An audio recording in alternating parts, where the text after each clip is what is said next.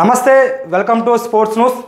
IPL గురించి మాట్లాడుకుంటే నిన్న క్వాలిఫైర్ 1 ఆర్సీబీ అండ్ పంజాబ్ మధ్య జరిగింది. అంటే అనుకున్నంత టఫ్ మ్యాచ్ అయితే కాదు నిన్న.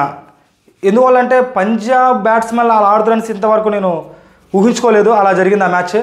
ఆర్సీబీ బౌలర్ అయితే పంజాబ్ బ్యాట్స్మెన్ చుక్కలు చూపించేశారు. 101 పరుగులకే కట్టడిచ్చేసి క్వాలిఫై తుదిపోరికి సమానానికి సిద్ధమైపోయింది ఆర్సీబీ. అలాగే నిన్న మ్యాచ్ గురించి చూసుకుంటే వివరాల గురించి చూసుకుంటే అడుగు దూరంలో కలల కప్పు అభిమానులు ప్రతి ఆట ఈసారి కప్పు నమ్మదే అనుకోవడమే తప్ప వాళ్ళని నిరాశపరుస్తూ ఆర్సీబీ చాలా ఏళ్ళుగా ట్రోఫీకి దగ్గరకు కూడా వెళ్ళలేదు. కానీ ఈసారి అదే ఆట దూసుకెళ్తుంది. స్వప్నానికి సాకారం చేసుకోవడానికి కేవలం ఒక్క అడుగు దూరం నిలిచింది. ఐపీఎల్ 18 ఆరంభం నుంచి చక్కని ప్రదర్శన చేసి ఆర్సీబీ ప్లే ఆఫ్లో అమాంతం రెచ్చిపోయింది. తిరుగులేని ఆధిపత్యంలో తొలి క్వాలిఫైర్ను పూర్తిగా ఏకపక్షంగా మార్చేసి ఆ జట్టు పంజాబ్ కింగ్స్ చిత్తుగా ఓడించి 9 ఏళ్ళ విరామం తర్వాత ఫైనల్లో అడిగేసింది.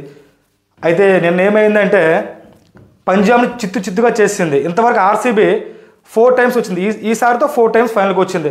2009లో ఫైనల్కి వచ్చింది, 2011లో వచ్చింది, 2016లో వచ్చింది ఫైనల్స్కి. కానీ ఏసారి కూడా కప్పు తీసుకెళ్ళదు. ప్రతిసారి కూడా అభిమానులందరూ కూడా ఈసారి కప్పు నమ్మదే అనడమే తప్ప కప్పు అయితే ఏసారి కూడా కప్పు గెలవలేదు ఆర్సీబీ. ఈసారి మాత్రం ఖచ్చితంగా కప్పు గెలుస్తాం మేము ఆ దృఢమైన సంకల్పంతో ఆడుతుంది ఆర్సీబీ. నిన్న మ్యాచ్ గురించి చూసుకుంటే 9 ఏళ్ళ తర్వాత, నాకు 9 ఏళ్ళు అయ్యింది ఆర్సీబీ ఫైనల్కి వచ్చి. 9 ఏళ్ళ తర్వాత ఫైనల్లో ప్రవేశం. పంజాబ్పై దాసోహం. Royal Challengers Bengaluru అదరగొట్టేసింది. 2016 తర్వాత తొలిసారి ఐపీఎల్ ఫైనల్లో అడుగుపెట్టేసింది. ఆర్సీబీ గురువారం ఏకపక్షంగా సాగిన మ్యాచ్లో 8 వికెట్ల తేడాతో పంజాబ్ కింగ్స్ చిత్తు చేసింది.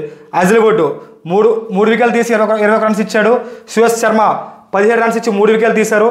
ఎస్ దయాల్ 26 రన్స్ ఇచ్చి 2 వికెట్లు తీశాడు. ఈ ముగ్గురు బౌలర్ దాటికి పంజాబ్ తట్టుకోలేకపోయింది. 101 పరుగులకే కుప్పకూలిపోయింది పంజాబ్. అలాగే లక్ష్య ఛేదంలో 10 ఓవర్లకే 2 వికెట్లు కోల్పోయి బెంగళూరు ఈజీగా చేజింగ్ చేసింది. తర్వాత షాల్ట్, ఓపెనర్ షాల్ట్ ధనాధన్, opener Virat Kohli Salt opener దగ్గర విరాట్ కోహ్లీ 12 వద్ద అవుట్ అయినా సరే షాల్ట్ మాత్రం ధనాధన్ బ్యాటింగ్తో పంజాబ్ బౌలర్పై విరుచుకుపడ్డాడు. రెండు కూడా బలమైన చోట్లే. క్వాలిఫైర్ 1 అత్యంత రసవంతంగా సాగుతుందని ఆశించారు అభిమానులు. కానీ మ్యాచ్ మొదలైన కాసేపటికే ఫలితం ఏంటో అర్థమైపోయింది. బ్యాట్తో తీవ్రంగా తడబడ్డ పంజాబ్ బెంగళూరు బౌలింగ్కి దాసోహం అయిపోయింది. ఒక్క బ్యాట్ నిలవలేకపోయాడు. 2014 తర్వాత తొలిసారిగా ప్లే ఆఫ్లో అడుగుపెట్టిన పంజాబ్ మరి దూకుడుగా ఆడాలనుకోవడంతో దెబ్బతినేసింది.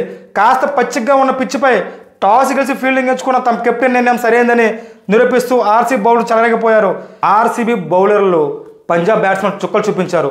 విలువైన భాగస్వామ్యం ఒక్కటి కూడా నమోదు లేకుండా 10 రన్స్ వికెట్లు తీస్తూ ఫైనల్గా 101 పరుగుకే కుప్పకూలిలా చేశారు ఆర్సీబీ బౌలర్. కానీ పంజాబ్ కెప్టెన్ శ్రేయస్ స్ట్రాటజీ నడుస్తుందేమనుకున్నారు. విలువైన ఆటగాడైన శ్రేయస్ కూడా ఏమాత్రం కూడా నిన్న మ్యాచ్లో ఫలితం చూపించలేకపోయారు. వచ్చిన 3 బాల్కే 2 రన్స్ చేసి వెనుదిరిగాడు శ్రేయస్. చాలా ఆశలతో ఉన్న శ్రేయస్ కూడా captains inning and captain strategy కూడా ఏమాత్రం వర్కౌట్ అవ్వలేదు పంజాబ్. అయితే తొలి సమరానికి సిద్ధమైపోయిన ఆర్సీబీ ఆ యొక్క విజయంతో ఫైనల్కు దూసుకెళ్ళిపోయింది ఆర్సీబీ. ఇంతవరకు 3 సార్లు ఫైనల్కి వెళ్ళి ఏసారి కూడా కప్పు గెలవని ఆర్సీబీ ఈసారి కప్పు కొడుతుందా అని అమ్మాయిలు చాలామంది ఎదురు చూస్తూ ఉంటున్నారు. అడుగు దూరంలో ఆర్సీబీ టీం ఈసారైనా కప్పు కొడుతుందా చూడాలి మరి. Thanks for watching.